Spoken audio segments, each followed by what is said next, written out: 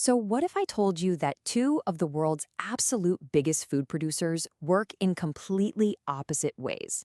I mean, one is a tiny, jam packed country in Europe, and the other, a massive giant in North America. We're going to dig into how these two totally different powerhouses somehow manage to feed all of us.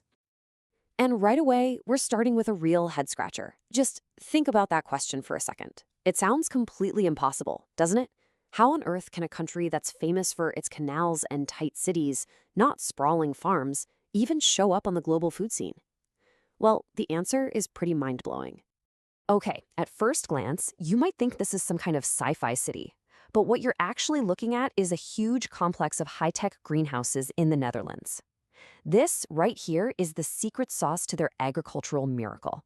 It's where technology has totally rewritten the rules of what a farm even is. This is how we solve that puzzle. That's not a typo. The Netherlands, a country you could basically lose in a corner of Texas, is the #2 exporter of agricultural goods in the entire world. That one fact alone is why we have to understand what in the world they're doing.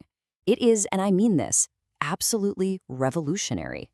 So, what's the magic trick? How do they pull it off? Well, it all boils down to what we're calling the Dutch innovation engine.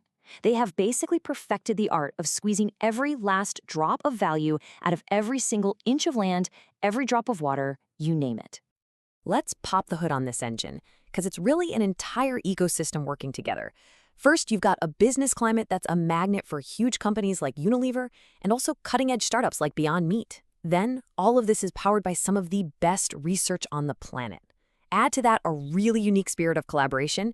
Groups like Food Valley get the government, scientists, and businesses all in the same room. And finally, you can't sell what you can't ship. And with Europe's biggest port in Rotterdam, their connectivity is second to none.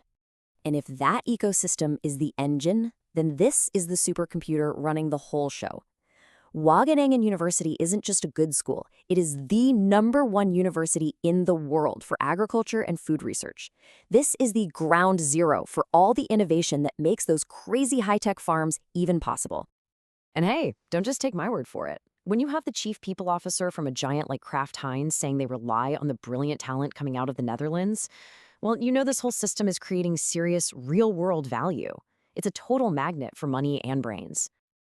All right, now let's do a complete 180. We're leaving those packed-in, high-tech greenhouses of Europe and heading to the massive, wide-open prairies of Canada. This is an agricultural powerhouse for sure, but one built on a totally different idea. And here is where you really see the difference. Forget about making the most of tiny spaces. Canada's superpower is its incredible scale. I mean, just to give you some perspective, one single province, Saskatchewan, has 40% of all of Canada's farmland. This is a model built entirely on abundance. So, what does all that abundance produce? Well, take a company like AGT Foods. They're a world leader in things like lentils, peas, and chickpeas. They buy straight from farmers and then ship to more than 100 countries. This is about providing the foundational staple foods that the whole world needs. But it's not just about the basics. Canada also uses all that space for amazing specialty products. Take Canadian rangeland. They're the biggest processor of bison in the country, all raised right there on the prairies. It's a premium product that just wouldn't exist without that vast landscape. Okay, so now we've got our two champions. Both are at the top of their game, but they're using completely different playbooks. So let's put their core strategies side by side. So on one side, you've got the Netherlands' whole approach of innovation density. It's all about using technology, AI, robots, you name it, to beat the limits of physical space. And on the other side, you've got Canada's model of resource abundance, which is all about using its incredible scale to be a super reliable supplier for the rest of the world. Now, all this theory is great, but let's see how it actually works in the real world. We're going to dive into the global meat trade as a little case study to see how these two very different economies actually interact with each other. This is where it gets interesting. And boom, this is fascinating. You would think, right, that a huge agricultural exporter like Canada would be a major meat supplier to the Netherlands. But the data says something totally different. In 2022, Canada was way down at number 28, behind neighbors like Germany and Belgium.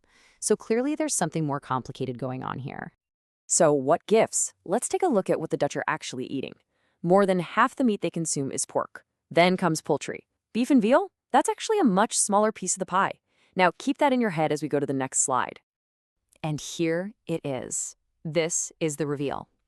Canada doesn't even try to play in the Netherlands' biggest market. Pork exports? Zero. Nothing. Instead, almost all of their exports are focused on that smaller but higher value beef category. See what's happening? Canada isn't fighting on volume. It's surgically targeting a very specific, profitable niche. And we can zoom in even further. Of that niche beef export, a staggering 99% of it comes from one single province, Alberta. This isn't just a national strategy, it's a hyper-specialized regional one. It's just a perfect illustration of how a country built on massive scale can still operate with incredible precision. So, after all that, what does this story about two exporters tell us about how we're going to feed ourselves in the future? We've got these two proven models, one all about density, the other all about scale. And here's the real takeaway. It's not about which one is better. We need both. The Netherlands tech-heavy model gives us a blueprint for how to grow more food with fewer resources, which is obviously critical. But at the exact same time, Canada's share scale provides that reliable, foundational supply that the whole world depends on. They're not really competitors. They're more like two essential pillars holding up our global food system. Which of course leaves us with a huge question. As we look ahead to a world with 10 billion people, is our future going to depend more on the high-tech density of a place like the Netherlands or on the wide-open scale of a place like Canada? Everything we've seen today suggests the real answer isn't about choosing one. It's about mastering both. Thanks for joining us.